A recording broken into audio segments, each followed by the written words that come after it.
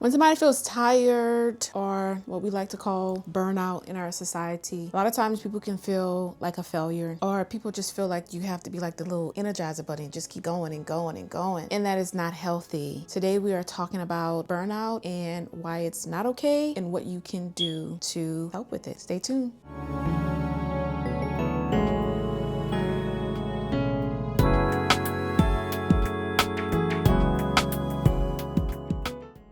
Hey, everybody. It is your girl, Leah T. Porter. We are back with another episode. And today is a real one, y'all. We're talking about burnout, okay? We're talking about burnout, creative burnout, regular burnout, slow burnout, fast burnout.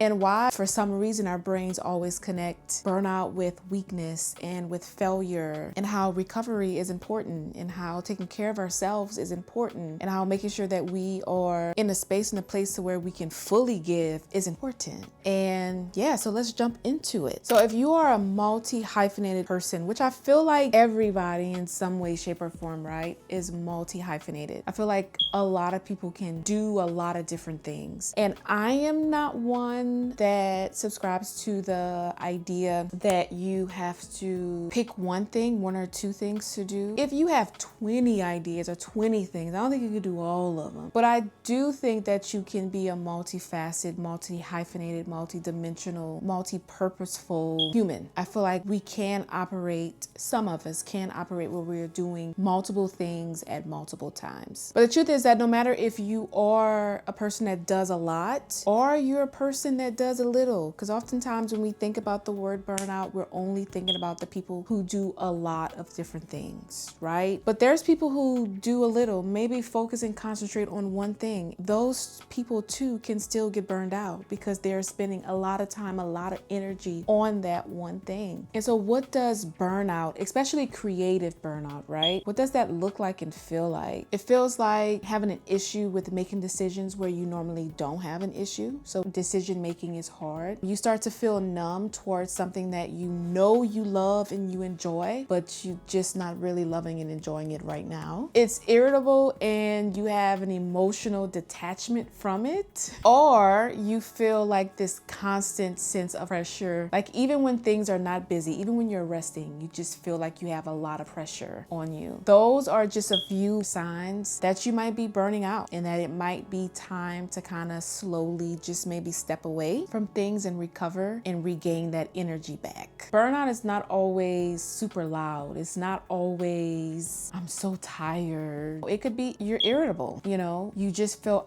sometimes out of touch with your creative reality or your work reality. It could be as simple as that. And those are the things that we have to kind of look for and listen to, internally. So what does recovery look like? Recovery looks like saying no without guilt. That's number one. We know there's power in no. We know that no is a complete sentence. But for some reason, for some of us, it's really hard for us to say no. And I have definitely had my fair share of I should have said no, but I didn't. And I am starting to get to the point now where if this does not fit into certain boxes, if this does not fit into my grounding box, so like what I do for my morning rituals, if this does not fit into this is going to help me grow and scale my businesses and organization, or if this is not going to help me move forward in some kind of, strategic way, then it's going to have to be a hard no. And listen, I had to make very clear decisions recently that there's just things that I'm just not going to do and I'm not going to be a part of. One of those things is I oftentimes get people to ask me to sit on boards of different nonprofits or organizations. And the truth is that I do not have the capacity or bandwidth to do that right now. I am currently sitting on one board and that is enough. And it doesn't matter whether the board meets quarterly, meets every month, doesn't have a lot of responsibilities. Just one additional thing on my plate is adding a responsibility, is adding something that I have to do. And so I have to say no to those. And I am in my, what I like to call almost like selfish part of my life where I'm really focused and concentrating on the things that I'm doing and the things that I'm trying to build. I'm still very present with my family and I'm still very present with,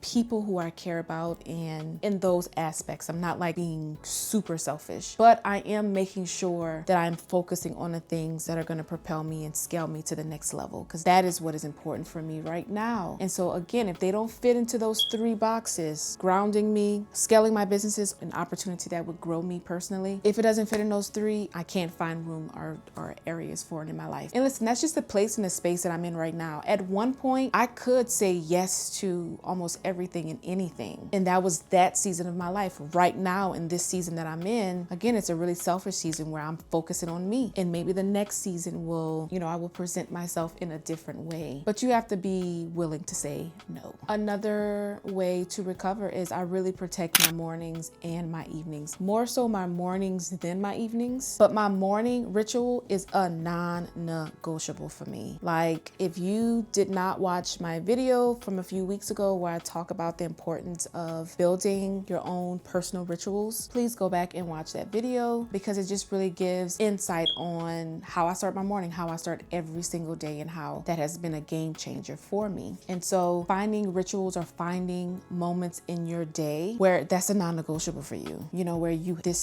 have to work out, you have to make sure, that you're reading, you have to make sure that you do these things X, Y, and Z to make sure that you stay energized. Next thing of how do you recover is to let go of the guilt. There's a lot of guilt, and I think because society pushes us to think that we have to be super women or super men, or that if we're not dedicating 5,000 hours to our work, that we are not worthy. And I say this with me also being a person that does believe that you have to work for what you want.